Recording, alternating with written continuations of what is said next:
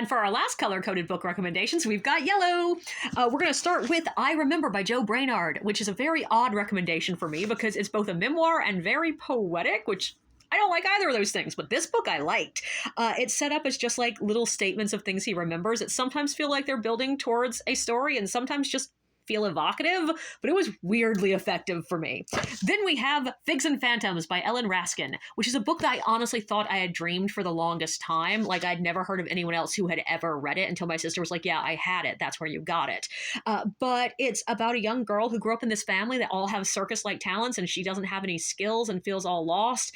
And it's a death book, and it's very emotional for a middle grade book about circus folk. And we have The Jasmine Throne by Tasha Suri, which is only partially yellow.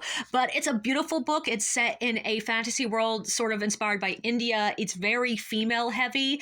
To learn more about it, check out my full review.